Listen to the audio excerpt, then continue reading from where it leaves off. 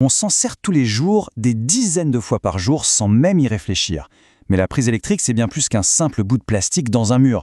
C'est en fait le point final de tout un système super ingénieux qui est là pour nous donner du courant, bien sûr, mais surtout, pour nous protéger. Allez, on va plonger ensemble derrière le mur pour découvrir les secrets qu'elle cache.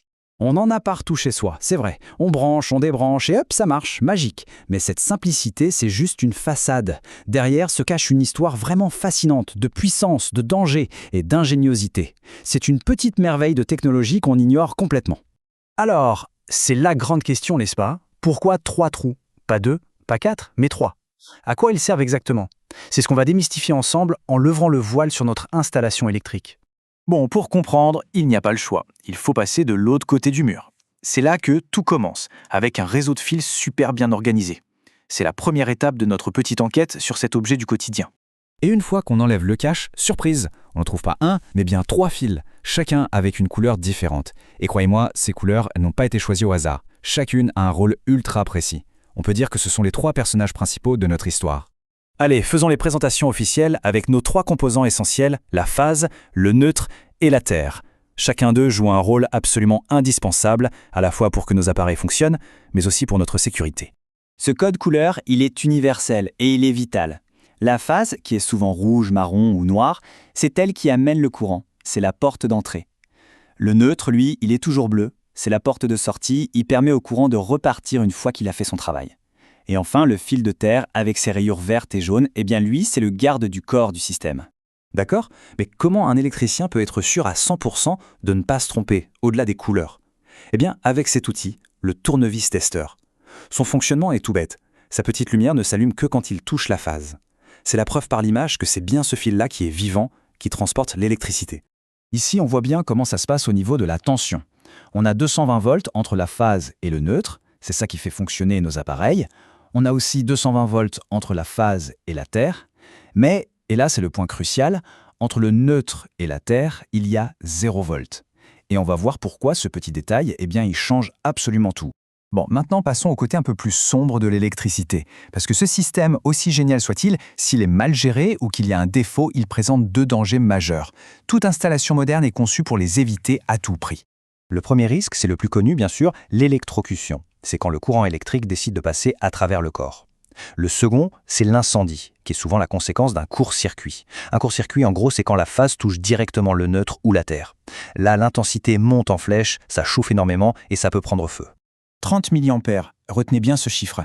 Ça a l'air de rien du tout, c'est minuscule.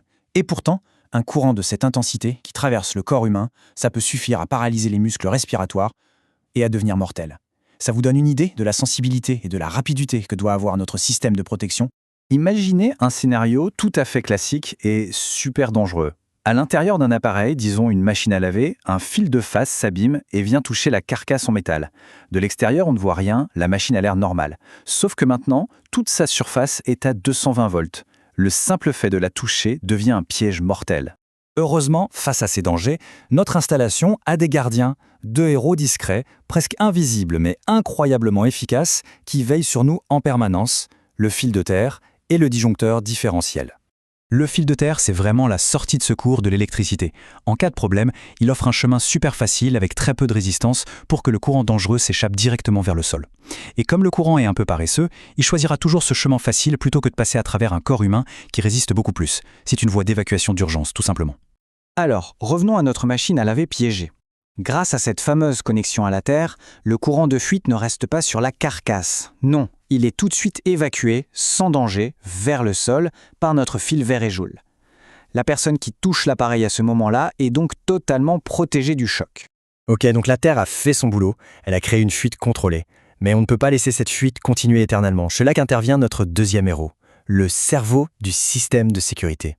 Son fonctionnement est d'une logique implacable. Premièrement, il surveille. En permanence, il compare le courant qui entre par la phase et celui qui sort par le neutre. Normalement, ça doit être exactement la même chose. Deuxièmement, il détecte. S'il voit qu'il y a un déséquilibre, même minuscule, ça veut dire qu'une partie du courant s'est échappée ailleurs. C'est la fuite. Et troisièmement, il agit. Et là, il ne réfléchit pas. Dès qu'il détecte cette différence, clac, il coupe l'alimentation de tout le circuit, en une fraction de seconde. Voilà, maintenant qu'on connaît tous les acteurs de cette pièce, il est temps de tout remettre en ordre. On va voir comment tous ces éléments s'assemblent pour former le réseau électrique complet et sécurisé de nos maisons. Ce schéma nous donne la vue d'ensemble. Le courant arrive du réseau public, il passe d'abord par le compteur, le numéro 2, qui mesure ce qu'on consomme, puis il traverse le grand gardien de l'installation, le disjoncteur différentiel principal, en 3, et seulement après, il est distribué dans les différents circuits de la maison pour les lumières, les prises, etc. Au final, ce qu'il faut retenir, c'est que notre installation électrique, ce n'est pas juste un moyen de faire venir du jus dans nos appareils. C'est un réseau intelligent, robuste, où la sécurité des personnes est la priorité numéro 1 à chaque étape du chemin. La prochaine fois qu'on branchera un chargeur de téléphone, on aura peut-être une petite pensée pour cette danse silencieuse et parfaitement orchestrée entre la phase, le neutre et la Terre. Et ça amène une question finalement, combien d'autres systèmes comme celui-ci, ingénieux et invisibles, nous entourent et travaillent chaque jour en silence pour assurer notre sécurité ?